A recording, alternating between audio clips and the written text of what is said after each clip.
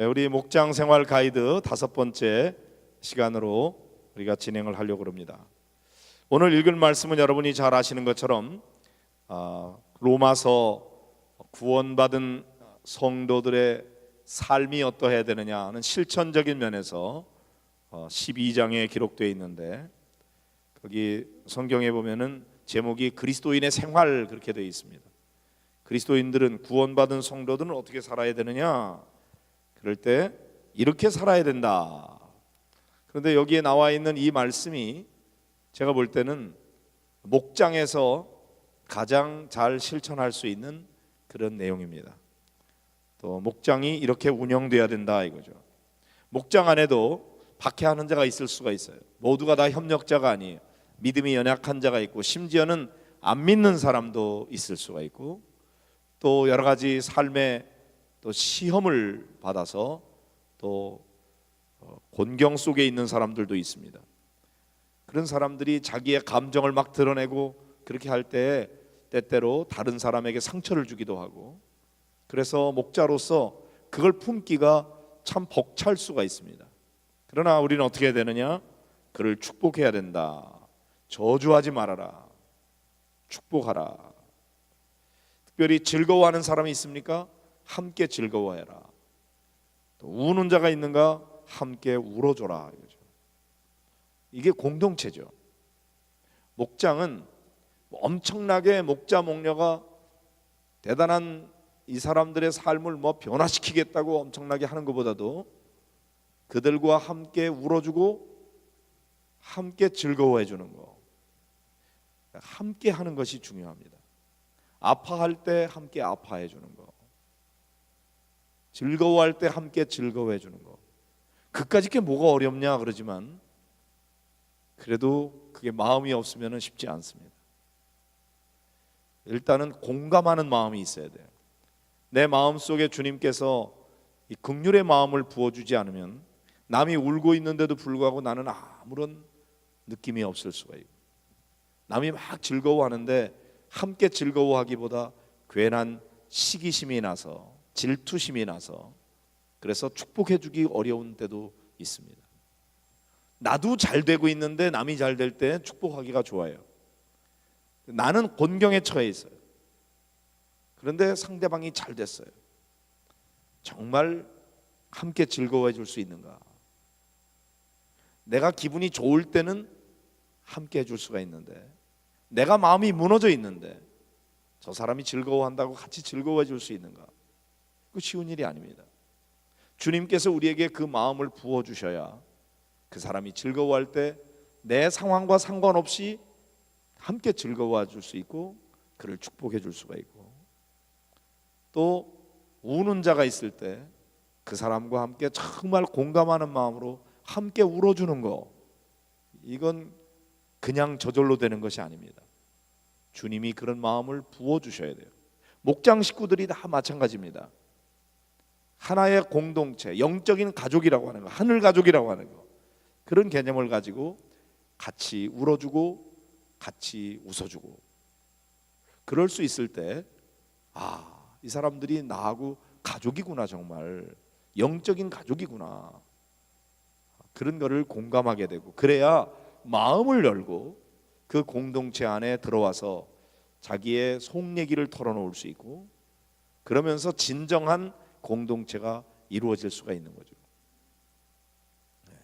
가족 중에도 더 그렇게 공감하는 능력이 많이 있는 사람이 있고, 또 그렇지 못한 사람도 있어요. 또 공감하는 마음은 있는데 표현을 잘 못하는 분들이 있고, 또 저 표현을 또 잘하는 분들도 있어요. 누구나 다 똑같이 그런 거는 아니에요. 그러나 그 진정성은 시간이 지나면은 이렇게 느껴질 수가 있는 것이죠.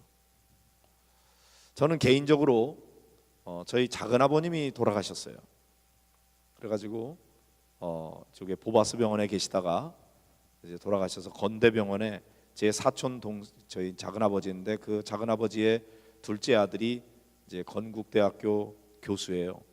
그래서 이제 건대병원에서 장례를 치르게 되는데, 제가 시간을 내서 찾아갔었습니다. 어제 입관하는데 같이 가서 입관하며 저 위에서 기도하고 가족들이 막 흐느껴 울어요. 막 눈물을 흘리는 사람들이 있고 또 마음은 그렇게 슬픈데도 또 눈물까지 흘리지는 않고 그냥 마음으로 이렇게 새기는 사람들도 있죠. 반응이 다양해요.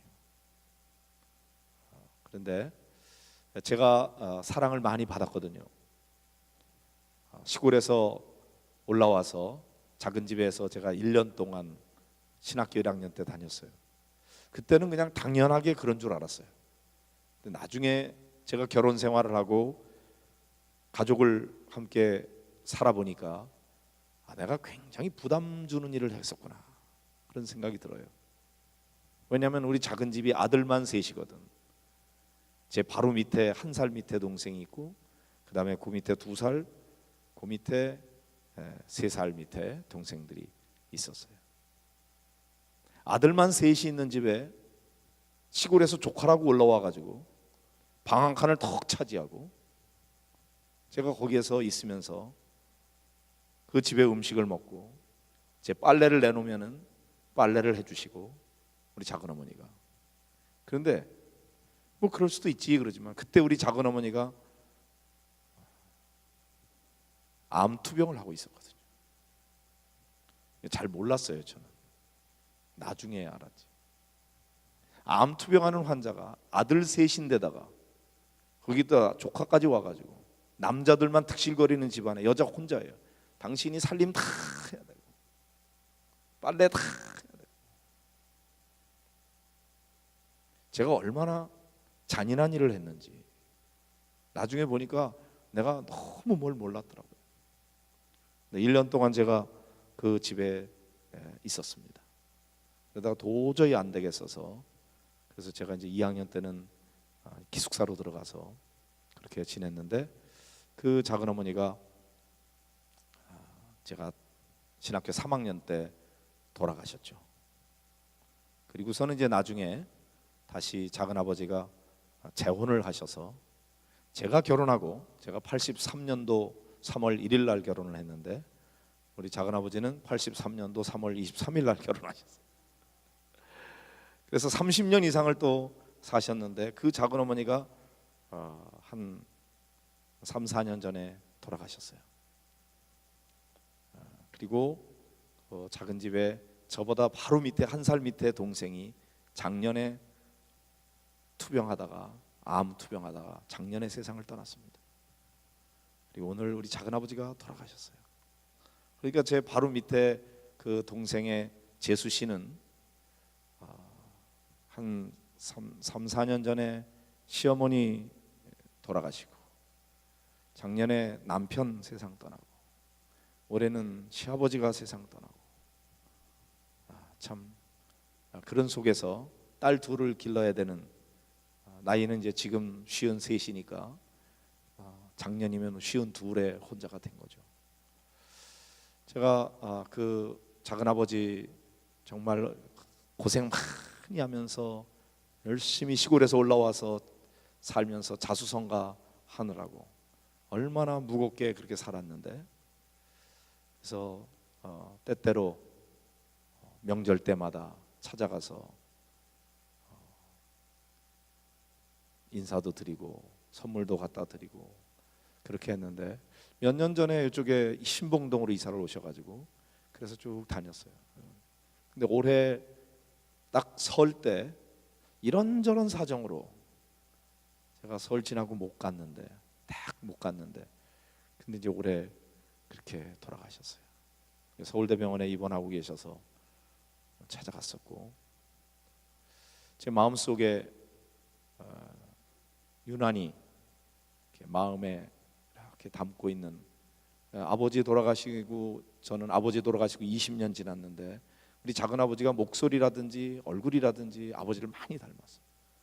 그래서 제가 아버지 돌아가시고 난 다음에 우리 작은 아버지를 내 친아버지처럼 생각하고 그렇게 섬기겠노라고 했는데 그렇게 못했어요.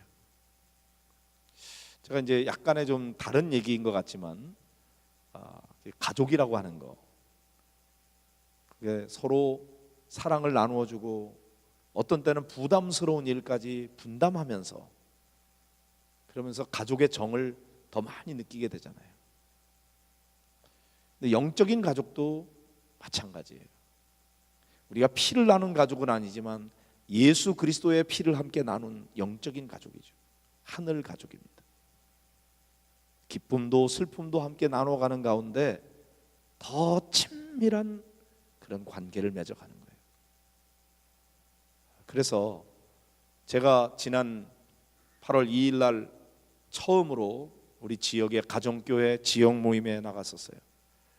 가보니까 작은 교회도 있고 우리 교회보다 큰 교회도 있고, 그런 교회 목사님들 사모님들이 모여서 각자 자기 교회 안에 있었던 여러 가지 VIP를 섬기는 일, 또 여러 가지 기도 제목들, 어떤 사람들은 아이를 갖지 못해가지고 막 그랬는데, 이상하게 어느 목장은 그 목장에 들어가기만 하면은 임신이 된대요. 그래서 애를 갖고 막. 그런데 또 어떤 자매가 애를 갖게 됐는데 자꾸 하혈을 해가지고 혹시나 유산될까봐 걱정하는 가운데 우리 지역 모임에서 모여서 같이 위해서 또 기도하고 그런 모임을 가졌는데, 이제 가정수가 많다 보니까 이게 나누는 시간이 많이 걸리더라고요. 5시에 모였는데 9시까지 4시간 동안 같이 식사도 하고, 우리 목장 모이듯이 그렇게 모임을 가졌습니다. 함께 즐거워하는 거, 함께 우는 거, 어찌 보면 마음에 사랑이 없고 공감하는 마음이 없으면 안 되죠. 그런데 주님께서 우리에게 마음을 부어주시면, 남의 교회 교인도 내가 한 번도 본 적이 없는 사람인데도 불구하고 기도하는데 마음에 간절함이 생기더라고요. 안타까움이 있고, 개척교회 하는 그런 목사님들도 있고, 그런 분이 큰 목장 그 VIP들 만나가지고 전도하면서 그 사람들이 모여서 목장이 될 수 있도록 그런 걸 위해서 기도하고, 한 3가정 정도 얘기하고 같이 위해서 기도하고, 또 3가정 정도 얘기하고 또 같이 기도하고, 그러면서 아주 시간들을 가졌는데, 여러분 목장 안에서도 그렇게 나눔이 중요한 거죠.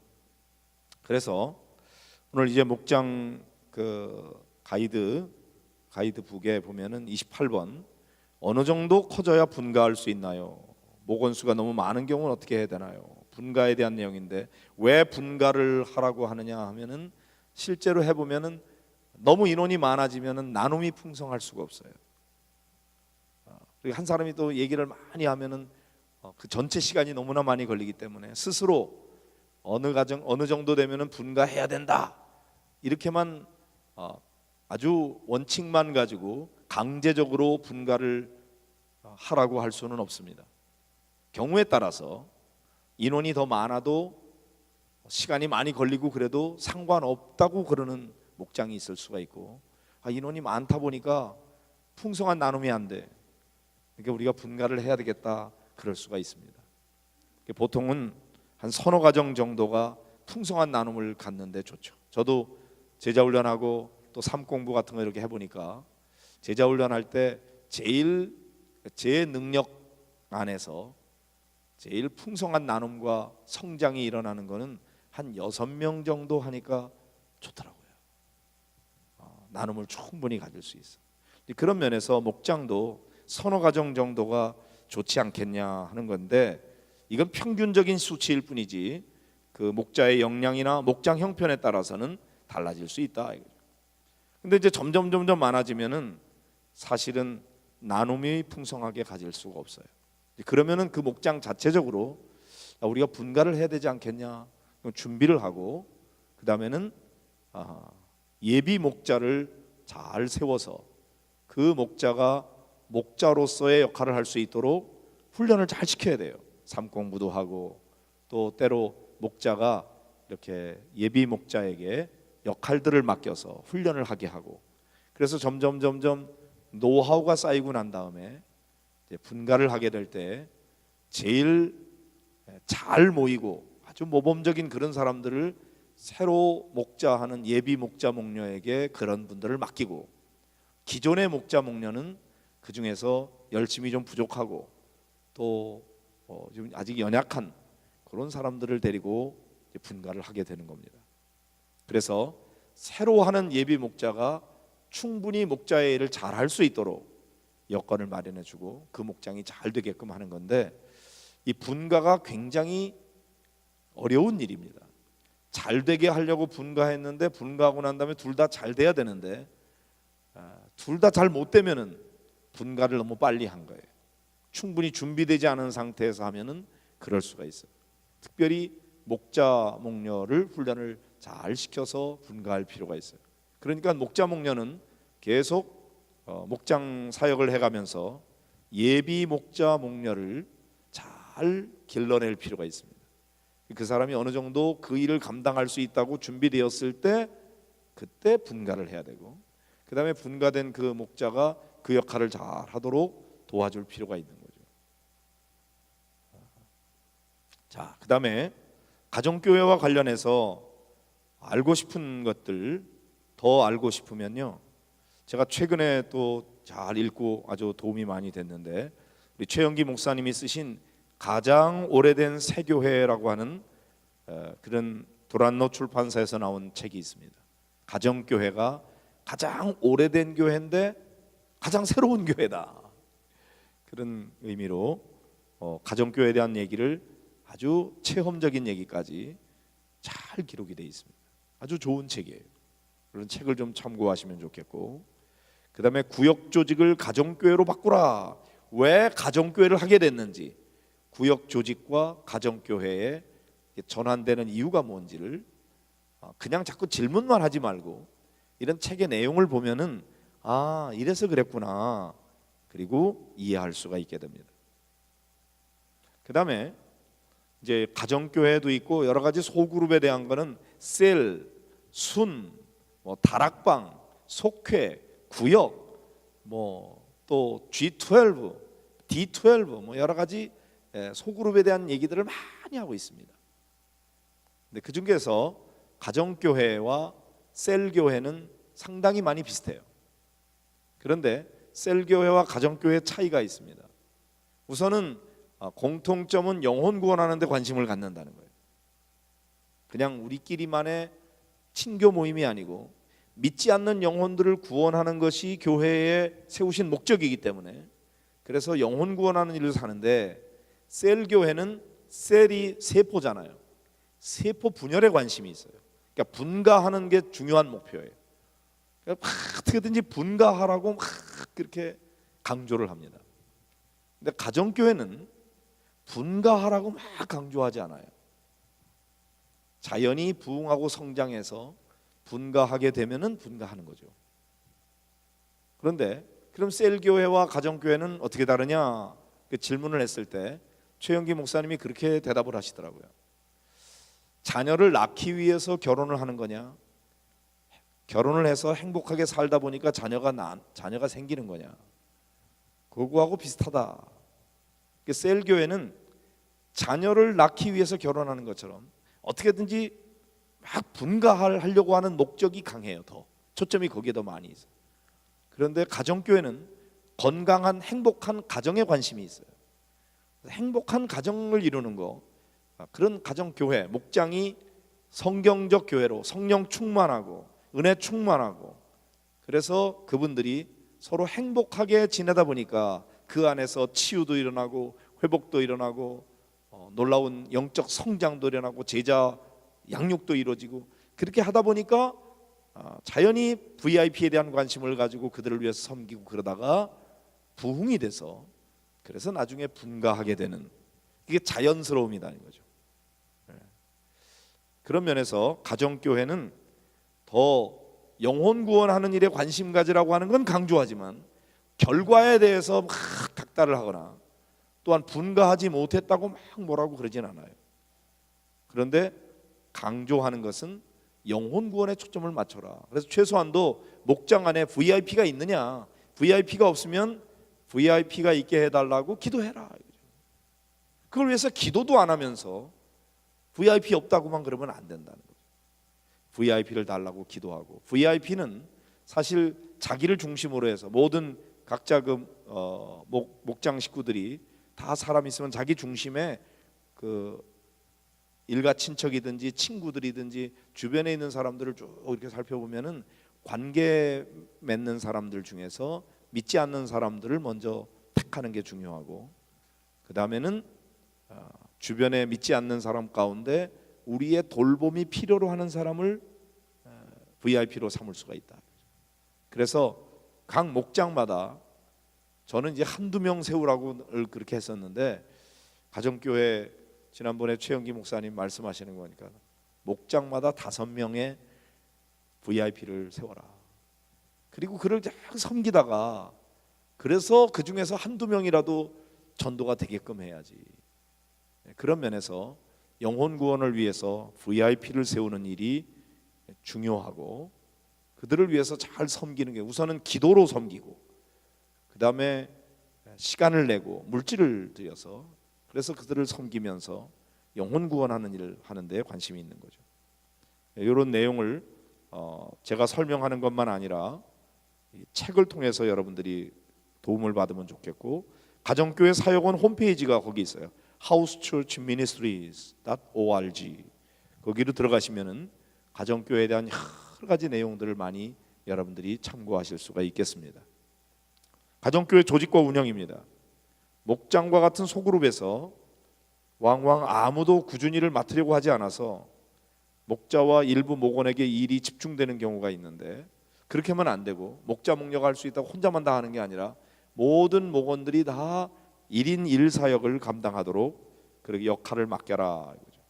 그래서 목장의 형편과 상황에 따라서 신축적으로 운영을 하는데, 목자는 목원들과 의논해 가지고 다음과 같은 조직을 두고 역할을 맡길 수가 있다 이거죠. 물론 목장 형편에 따라서 조금씩 달라질 수가 있어요. 한두 개 역할을 통합할 수도 있고, 또 여기에 없는 것을 신설할 수도 있고, 그렇지만 중요한 것은 모든 목원들이 하나씩의 자기 업무가 있어야 된다, 역할이.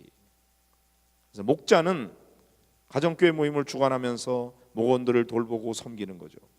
목자가 되기 위해서 소정의 훈련 과정 마쳐야 되고요, 교회가 정식으로 임명을 하는데, 사실은 우리 교회가 조금 이제 규모가 있다 보니까 모두가 다 이 목자로서의 자격을 다 갖추고 가정교회로 전환하려면 시간이 너무나 많이 걸려서, 그래서 최소한도 생명의 삶 공부하신 분들 정도면은 일단 목자로 임명하자 그렇게 했지만, 원칙은, 가정교회 원칙은 생명의 삶, 새로운 삶, 경건의 삶, 하나님을 경험하는 삶, 확신의 삶, 5가지를 이수하고 난 다음에 임명하도록 되어 있어요. 물론 이제 3가지를 수료하고 난 다음에 예비 목자 목녀로 세울 수가 있고, 그다음에 하나님의 경험하는 삶을 목자 목녀가 될 사람들을 위해서 한 다음에, 그다음에 이제 확신의 삶은 훈련을 받고 그 목자 목녀가 목원들을 1대1로 훈련시킬 수 있는, 그게 이제 확신의 삶이죠. 자, 그런 면에서 우리가 조금 급하게 한 거는 있지만, 그럼에도 불구하고 제가 가정교회 세미나를 다녀오고 난 다음에 4년 동안 그래도 뜸을 들여서 한 건데, 지나고 보면은 그래도 좀 급했다 그런 생각이 좀 들어요. 그러나 어쨌든 지금도 계속해서 목자 목녀 되시는 분들이 그런 삶 공부 5개 시리즈를 좀 차례대로 다 마치면 좋겠어요. 너무나 좋은 교육이에요. 예비 목자는 목장이 커져서 분가할 필요가 있을 때에 기존 목장을 이끌어갈 후임자를 세우는 거죠. 목자가 되기 위한 일정한 훈련을 받고서 세우는 겁니다. 그런데 이게 가정교회 하는 교회는요, 다 그런 건 아니지만 담임 목사도 은퇴할 때쯤 되면은 부목사님 중에서 이 가정교회 내용을 잘 알고 있는 부목사님이 마치 예비 목자 같이 돼가지고 그런 목사님을 후임 목사로 세우는 경우들이 많이 있더라고요. 휴스턴 서울교회도 그렇게 했고, 이쪽에 향상교회도 그렇게 했고, 보면은 다 이 가정교회의 원리에 따라서 그렇게 하는 것이, 이 가정교회 내용을 모르는 사람이 와가지고 목회를 하기에 여러 가지 어려움이 있기 때문에 그럴 필요가 있지 않은가 그런 생각을 해봅니다. 어쨌든 목장도 그런 거예요. 목자가 예비 목자를 잘 세워서 그를 훈련시켜 가지고 그 다음에 이제 목장 분가를 하면서 목자로 세우는 거죠. 목자로 다 되고 난 다음엔 그 다음에 이제 대행 목자라 그래서 다시 완전히 교회에서 목자 임명을 받을 자격을 갖추기 전에 우선 목자로서의 역할을 대행하는 대행 목자로 세우고, 그리고 자격을 갖추면 그 다음에 교회에서 목자와 목녀로 임명하는 이런 이제 절차들이 있습니다. 교사가 있는데 교사는 보통 보면 가르치는 사람이잖아요. 그런데 이 가정교회에서는 교사가 예전에 말하자면 인도자 역할을 했던 분인데, 그분들은 속장이 있을 때 인도자가 있으면 속장보다도 더 신앙생활을 오래 한 권사님들 중에서 이렇게 했잖아요. 근데 여기는 완전히 반대예요. 교사는 초신자가 하는 거예요. 그러니까 이 초신자가 뭘 잘 가르치겠어요. 그러니까 자기가 그걸 가르치기 위해서 열심히 공부하고 그리고 이제 전달을 하는 거죠. 우리 교회 주보에 있는 설교 요약되어 있는 이 푸른 초장, 이 내용을 잘 전달하는데 초신자가 이 일을 하다 보니까 그의 믿음이 부쩍 자라게 훈련이 된다, 그 자체가. 그리고 기존적으로 신앙생활 오래 하시던 분들은 잘 가르칠 수 있는데 초신자가 하면은 잘 못해도 다 이해해요. 그리고 잘했다 그러고, 그러면서 그분의 믿음이 자라고 그분이 잘할 수 있도록 도와주고 이렇게 하는 거기 때문에 목장의 초보자가 맡아서 하는 것은 그 사람이 잘 가르치도록 하는 것이 그 사람이 잘 가르치기 때문이 아니라 그 사람이 잘 가르치는 사람으로 성장하도록 훈련시키는 면에서 그렇게 한다는 거죠. 그 다음에 총무 역할을 맡은 분을 맡기면은 목자를 도와서 광고, 연락, 경조사 이런 목장의 모든 재반 행정 업무를 총무가 감당하도록. 그러니까 목자라 그래서 목자 혼자서 다 하는 게 아니에요. 총무가 그런 역할들을 하게 하는 거죠. 그리고 그 역할들이 다 잘 돌아가도록 목자는 그걸 잘 이렇게 매니지먼트하는 그런 게 필요하죠. 회계는 목장의 헌금과 회비 이런 것들을 재정을 관리하는 일이죠. 그래서 목장 헌금도 내고 필요하면 목장 안에 회비들을 좀 거두어서 때때로 무슨 야외 활동을 한다든지 그 외에 특별한 일들을 할 때 필요한 경비가 있으면 그런 거는 목장 자체적으로 좀 해서 이런 걸 관리하도록 회계 업무를 맡기는 겁니다. 찬양 담당이 있어요. 목장 모임에서 함께 부를 찬양을 선곡하고 찬양 인도를 하는 겁니다. 목회자들 모이는 지역 모임에도 갔더니 거기에 찬양 담당이 있고 또 중보기도 담당이 있고 다 똑같이 목회자들도 하더라고요.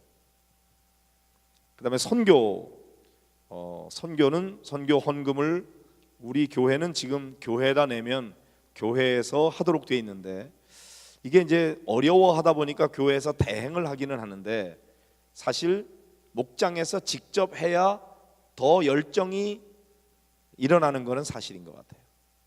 그래서 그렇게 하는 게 좋은데 현재로서는 교회에다가 헌금을 그냥 하면 교회에서 일괄적으로 미자리 교회든 선교사든 그분들에게 송금하는 일을 대신하고 있죠. 그 다음에 선교사님에게서 온 편지라든지 그런 것들은 우리 사무실 앞쪽에 있는 그 선교 현황판 거기에 가면은 선교사님들이 보낸 편지 내용들을 거기 프린아웃 해가지고 그쪽에 놨어요. 그래서 여러분들이 시시때때로 여러분 담당하는 그런 선교지에서 온 편지가 있으면 그걸 보고 목장에 가서 함께 기도하면 좋겠고, 물론 선교 보고를 잘하는 데도 있고 어떤 데는 잘 못하는 데도 있고 그렇긴 하지만 각 목자 목녀가 미자리 교회나 선교사의 연락처를 받아가지고 직접 연락해서 연락을 좀 받는 것도 좋을 것 같습니다.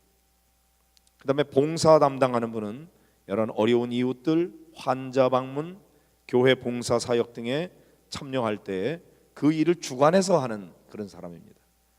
친교 담당은 야유회라든지 스포츠 등 목장의 명랑한 분위기를 위해서 노력하고 특히 목원들의 그 가족들의 생일 그런 거를 챙겨주는 그런 일들도 친교 담당이 할 수 있겠습니다. 전도 담당은 전도 대상자 VIP라고 그러죠. VIP를 관리하고 전도 이벤트를 담당하는 그런 일들을 하는 거죠. 그 다음에 기도 담당이 있습니다. 각자 기도 제목을 내놓을 때 기도 카드를 적고 기도 제목을 작성해서 서로 공유할 수 있도록 배부해주고 그런 역할들을 맡는 것입니다. 식탁 담당이 있어요. 식사에 대한 제반 준비를 돕고 싸고 맛있고 또 간편한 메뉴를 연구하고 그렇게 해서 사람들이 부담을 많이 갖지 않으면서도 사랑과 정성이 담긴 음식을 잘 할 수 있도록 반찬 담당하는 분 누구누구는 뭘 해오고 누구는 뭘 해오고 뭐 이렇게 해서 서로 분담하는 것도 좋고요. 그런 것들을 가장 그 목장에 맞게 효과적으로 담당하면 좋겠습니다. 그래서 목장 모임 표준 프로그램의 이해가 거기 나오고 있습니다. 목장 모임은 주중에 한 번 이렇게 모이도록, 그리고 그 외에 부정기적인 비공식적인 그런 모임들도 가질 수가 있습니다만은 우리 교회는 이제 그동안에 남자 속회라는 이름으로 수요일 날 쭉 모였던 그런 게 있어서 수요일 날 저녁에 목장 모임을 갖는 그런 목장들이 있고, 또는 이제 그 외에 금요일이라든지 토요일이라든지 주일이라든지 이렇게 목장의 형편에 따라서 모이고 있는데, 우선 목장 모임은 제일 먼저 애찬부터 하는 겁니다. 식사부터. 예전에는 달랐죠. 우선 예배부터 드리고 난 다음에 그 다음에 이제 간식을 했는데, 우리 가정교회에서는 먼저 모여서 음식을 함께 나눕니다. 금강산도 식후경이라고 했듯이 허기를 달래야 심신이 유쾌해지고, 그런데 너무 부러지게 음식을 준비하다 보면 그게 너무 부담이 돼요. 그렇기 때문에 조금 간편한 메뉴로, 그러나 사랑과 정성을 담아서 그렇게 잘 준비하면 됩니다. 너무 급하게 드시거나 과식하면은 목장 모임 내내 불편하겠죠. 그래서 우선 음식을 먹고 그 다음에 설거지는 모임 다 끝난 다음에 하는 걸로 딱 미뤄두고, 그 다음에 음식을 잘 나누고 난 다음에 음식 먹고 난 다음에 목장 모임을 다 갖고 마지막에 하는데, 주로 설거지는 남성분들이 담당을 해서 이렇게 하도록. 연세가 많이 드신 분들은 좀 불편하실 거예요. 남자들한테 그런 거 하라고 그러는 게. 그런데 서로 이 가정사역이기 때문에 온 가족들이 서로 분담하면서 그렇게 하는 거죠. 그다음에 올리브 블레싱이라 그래서 자녀들이 있을 경우에 자녀들과 함께하는 시간입니다. 자녀 목장 모이면 보통은 옛날 속회 같은 거 모일 때는 애들은 다 저쪽 방에 가 있어라 그러고 어른들끼리만 모여가지고 하는데, 가정교회에서는 그렇게 하지 않고 아이들도 다 오라 그래서 밥도 같이 먹고, 그 다음에 끝나고 난 다음에는 다 둘러 앉아서 15분 20분 그렇게 같이 찬양하고 기도 제목 내놓고 같이 기도하고 그런 일들을 하는 거예요. 아이들을 위해서도 기도해주고, 그래야 그 아이들이 거기 가만히 있죠. 거기 임신한 자매 한 명만 있어도 태아를 위해서 기도한다 그랬어요. 아직 태어나지도 않은 그런 아이라도 그 아이들을 위해서 블레싱하는 시간을 갖는 것입니다. 특별히 기도하는 시간을 많이 갖는 게 중요합니다.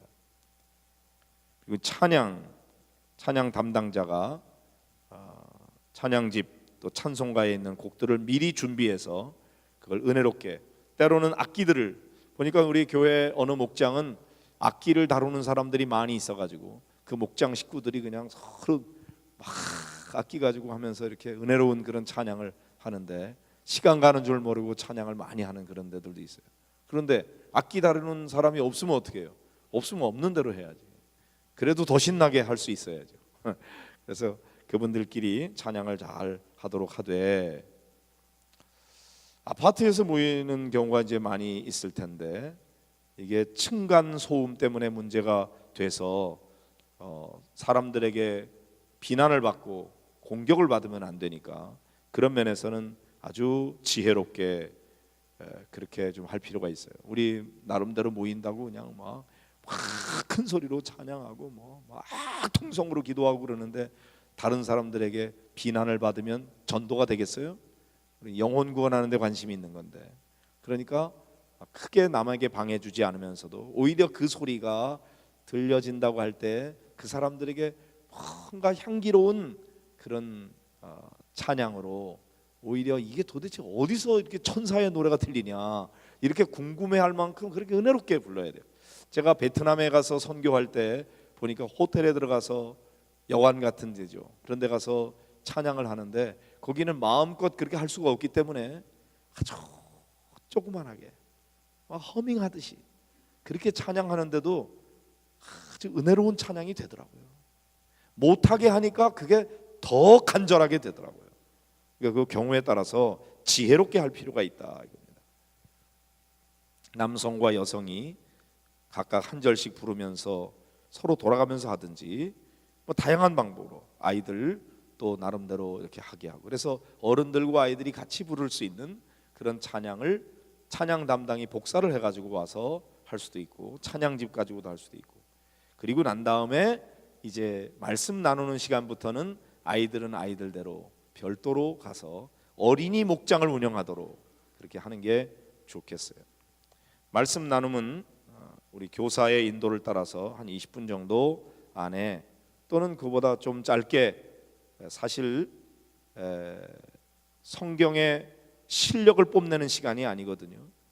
그래서 같이 하고 특별히 그 말씀 안에서 자기에게 다가온 말씀, 그걸 내가 어떻게 적용하고 실천해야 될지 뭐 이런 것들로 구체적인 적용을 나누는 시간으로 그렇게 하고, 어려운 성경의 난제 같은 경우는 그거 가지고 막 토론하지 말고 그거는 나중에 삶 공부하는데 목사님들한테 와가지고 질문하고 거기서 해결하고, 그리고 문제가 있으면 그런 걸 문제를 받아서 목자 목녀나 그런 분들이 목사님한테 질문해가지고 답을 받아서 다음에 가서 이렇게 얘기를 해주든지 그렇게 하고 너무 거기에 많은 시간을 투자하지 말아라.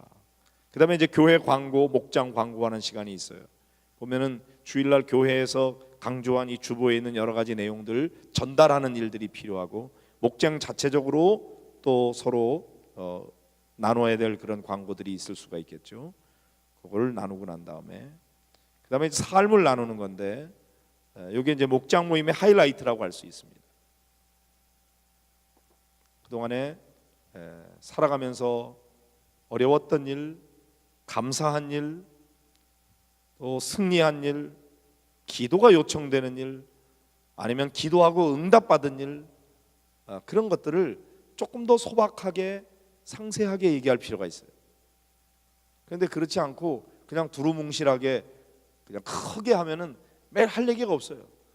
뭐 10년 동안 만났는데 뭐 새로운 얘기 속까지 다 아는데, 그러다 보니까 일주일 동안에 살면서 일어났던 자잘한 일들 속에 그 안에서 역사하신 성령의 그 만져주시는 은혜, 그런 것들을 구체적으로 함께 나눌 필요가 있고, 여기에서 그런 거를 나누려고 하다 보니까 일주일 동안의 삶 속에 그런 것들이 뭐가 있는지를 자꾸 생각하게 되는 거예요. 그리고 목자 목녀는 그 얘기를 잘 들으면서 그 안에서 구체적인 기도의 제목을 뽑아내는 일이 목자 목녀가 영적으로 잘 관심 가지고 해야 될 일이에요. 이렇게 그 사람들은 그냥 얘기했는데 이런 걸 가지고 기도하면 좋겠네요. 그리고 구체적인 기도 제목을 뽑아내는 거죠. 그렇게 해서 그거 가지고 같이 기도합시다. 그렇게 하는 게 좋겠어요. 목원들이 모두가 빠짐없이 참여하도록 해야 돼요. 근데 서로 그냥 대충 뭐 다 아시죠? 뭐 별일 없어요. 특별한 일 없어요. 뭐 이래버리면 1시간 동안 할 게 뭐 있어요? 할 게 없지. 그럼 눈만 벌둥벌둥 뜨고 뭐 하겠어요? 그러니까 내가 지난주에 말하자면 내 증인이 되리라 이 말씀을 들었는데, 그 말씀 가운데서 특별히 하나님께서 나에게 다 아는 말씀이었는데 사도행전 1장 8절 얼마나 많이 들었어요. 그런데 이번에 나한테 이 말씀이 특별하게 다가왔고, 그 말씀 가지고 그래 성령이 임하셔야 되는, 나는 성령이 임하기 위해서 어떻게 했는가, 어떻게 해야 되겠는가, 하나님이 내 마음속에 매일같이 성령 임재를 위해서 3분 이상 기도하라는 마음을 주셨어요. 그래서 내가 매일같이 하나님 성령이 임하기를 원합니다. 내가 성령 충만하기 원합니다. 저도 성령 충만하고 우리 남편도 성령 충만하고 우리 아내도 성령 충만하고 우리 큰아들도 성령 충만하고 우리 딸내미도 성령 충만하고 우리 손자도 성령 충만하고 우리 손녀도 성령 충만하고, 그러면서 그냥 이렇게 3분 동안 매일같이 기도를 했습니다. 그랬더니 우리 아이들에게서 또는 우리 남편 아내에게서 이런 변화가 있었어요. 작은 변화지만 하나님께서 이렇게 기도에 응답하셨어요. 이런 얘기들을 함께 나누고, 또 실제로 기도하면서 그런 구체적인 변화가 일어나기를 기대하면서 기도해야 되는 거죠. 그렇지 않고 그냥 두루뭉실하게 하나님 모든 게 그냥 다 잘 되게 해주십시오. 구하지 않은 것도 다 알아서 모든 것이 합력하여 선을 이루게 하시는 하나님을 믿습니다. 다 잘 될 줄로 믿습니다. 이렇게 해버리면 그러면 이제 그 다음에 응답 받았는지 어쩐지도 잘 몰라요. 구체적으로 기도할 필요가 있는 거예요. 응답하시는 줄로 믿고. 자, 그래서 서로 나누는 게 중요하고 경청하는 게 중요하고요. 그 다음에 아주 중요한 거는 남 얘기 듣고 소문 내면 안 된다. 소문 내면 다음엔 다시는 얘기 안 합니다. 모임에 오지도 않습니다. 모두가 다 함께 공유한 비밀스러운 얘기는 다 입 다물고 서로 위해서 기도해주는 기도 제목으로 여길 때 내 약점도 그들이 알고 그들의 약점을 나가 알고 그러면은 우리가 서로 동지가 돼요. 그런데 한 사람만 약점이 있고 다른 사람은 다 얘기 안 하면 그게 무기가 됩니다. 그렇기 때문에 불안해서 못 와요. 그러니까 목자 목녀도 자기의 약점을 드러낼 필요가 있어요. 연약한 점을. 특별히 이 목장 모임에서 정치 문제 얘기하면 안 됩니다. 앞부분에도 제가 말씀드렸죠. 정치적인 입장은 보수적인 사람과 진보적인 사람이 다 있을 수가 있는데 꼭 뭐가 맞다 그르다를 떠나서 그거가 논쟁이 돼버리면 목장 모임이 은혜롭게 안 됩니다. 각자 자기의 정치적인 그 관점은 각자 가질 수 있지만 그걸 남에게 강요하지 말고, 특별히 선거철에 누구 찍어야 된다고 막 얘기하고 이런 거 하지 말고 안 됩니다. 그거는. 그러니까 목장 모임을 망치는 일이에요. 목장 식구가 전부 완전히 하나가 돼 있으면은 모르겠어요. 그러나 다른 의견을 가진 사람이 거기에 왔을 때 어떻게 할 겁니까? 더 중요한 게 뭐예요? 그렇기 때문에 정치적인 얘기로 논쟁하면 안 된다. 그 다음에 때로는 아주 완벽한 정답, 정확한 승리 그런 것만 하려고 그러는데 아니에요. 정답이 아니라도 괜찮아요. 조금 정확하지 않아도 내 경험 그리고 좀 부끄러운 실패 그런 것들도 함께 나눌 수 있어야 된다.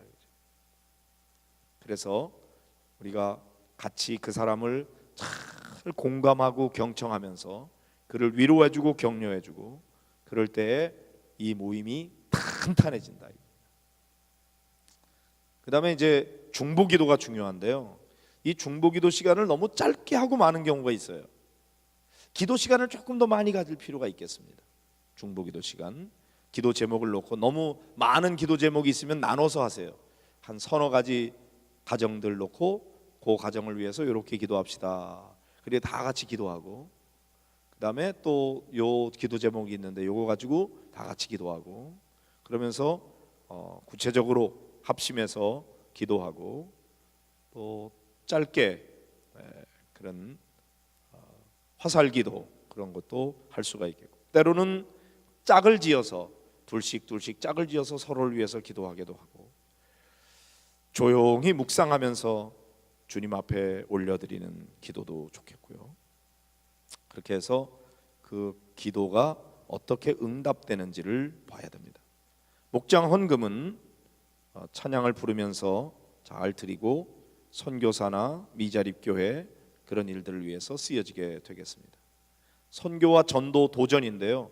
이거는 선교지에서 우리가 돕는 미자립교회나 선교지에서 온 소식이 있으면 그걸 함께 나누고 그 기도 제목 가지고 같이 기도하고 그렇게 이제 하는 시간을 갖게 되는 거죠. 그래서 경우에 따라서 시간이 약간 더 늘어나기도 하고 적게도 되지만 한 2시간에서 3시간 정도 그런 정도를 가져야 충분히 이야기도 나눌 수 있고 그 다음에 마음을 나누고 같이 위해서 기도하고 응답받고 그럴 수가 있습니다.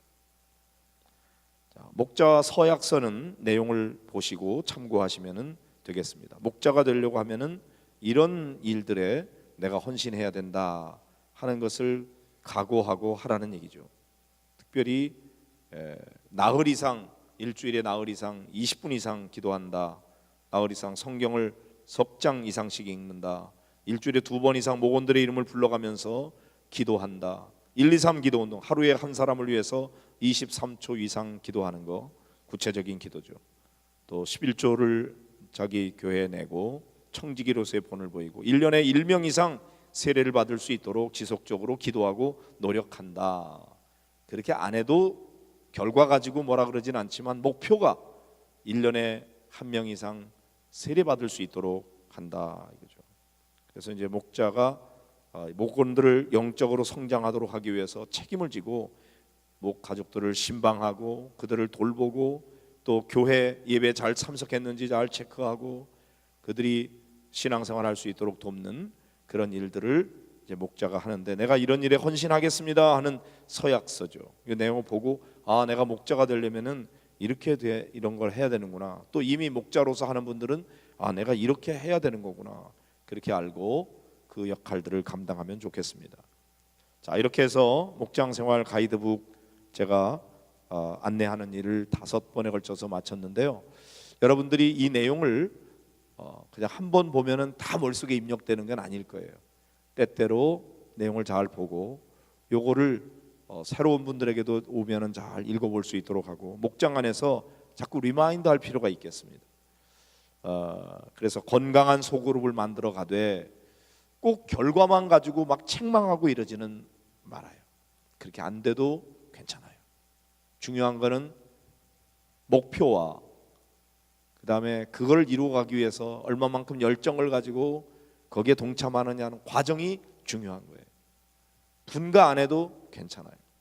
그러나 VIP를 위해서 기도도 안 한다? 그건 곤란하고, 그 다음에 VIP를 위해서 어떻게 섬기는지 그걸 간절한 마음으로 하나님 앞에 기도하고 한 영혼 전도해서 구원받고 그 사람이 세례받는 이런 기쁨을 경험하게 될 때 아, 우리가 또 다른 VIP를 이렇게 섬겨야 되겠구나, 그런 마음 가지고 우리 교회 안에 있는 100여 개의 모든 목장들이 다 같이 그런 일에 동참하게 될 때에 교회도 부흥할 뿐만 아니라 우리가 살아있는 목장이 되는 거예요. 다이나믹이 있는 거예요.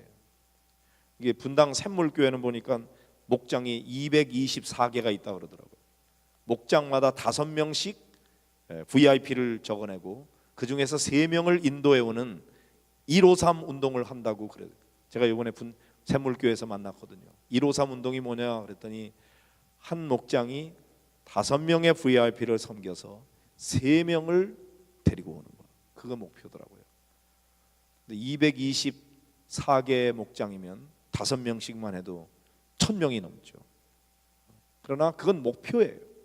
그렇게 해서 다 하면서 하고 있는데 우리 성도들도 목장마다 5명의 VIP를 주십시오.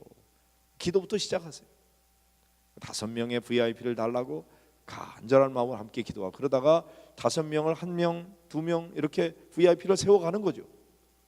다 못 세워도 할 수 없지만 그러나 그걸 목표로 해서 기도하다 보면 하나님께서 생각지도 않게 또 VIP를 주시고, 그런데 그게 여러분 꾸준히 기도하다 보면은 어떤 때는 뭐 1년 가도 VIP에 1명이 잘 생기지 않아가지고 그랬는데 하나님께서 기도가 쌓여지면서 어느 순간에 VIP가 막 채워지고 그 다음에 뜸을 오래 들였는데 어느 순간부터 막 VIP들이 목장에 오게 되고 그런 열매들이 언젠가 이루어지게 되는 경우들이 있습니다. 우리 지역 모임에 갔던 어느 교회는 보니까 어느 그 교회는 그 교회에 목자만 되면은 전부 집을 사더래. 목자만 되면 뭐 하여튼 무슨 집도 사게 되고 어떻게 사게 되고 그래가지고 그 교회 교인들이 그 집 얻기를 원하는 사람은 목자해라, 뭐 그런 얘기도 나올 정도로 기가 막히게 하나님이 그렇게 또 역사하신다. 그것도 또 간증이에요. 아주 신비한 그런 얘기죠. 하나님이 어떻게 역사하실지 가정마다 목장마다 다릅니다. 그러나 우리 목장에 하나님께서 역사하실 것을 기대하면서 여러분이 정말 행복한 목장 생활에서 이런 목장의 여러 가지 가이드가 여러분에게 부담이 아니라 이거는 하나의 가이드예요. 이렇게 하십시오 하고 안내해 주는 거예요. 그러니까 거기에 기준에 맞춰서 여러분이 거기에 맞춰서 하려고 애를 쓰다 보면 하나님이 그렇게 할 수 있도록 도와주시고 또 그렇게 해서 많은 간증거리가 나타나게 될 때 그때 목장이 더 활성화되는 거죠. 그런데 아주 뭐 노인들만 모인다든지 또는 또 여러 가지 멀리 있는 사람들끼리만 모인다든지 그런 특성들은 다 있어요. 그걸 기준이 될 수는 없죠. 그러나 그런 특성들은 그 특성대로 다 인정해 주는 거예요. 그러나 그 안에서 최선을 다하는 겁니다. 그러다 보면 우리 교회가 더 건강하고 은혜롭고 성령 충만한 그런 교회로 잘 성장하게 될 줄로 믿습니다. 자, 우리 이 말씀을 붙들고 우리 함께 하나님, 우리 안에 이런 목장이 잘 이루어지도록 도와주십시오 하고 같이 기도하고 제가 마무리 기도하고 마치도록 하겠습니다.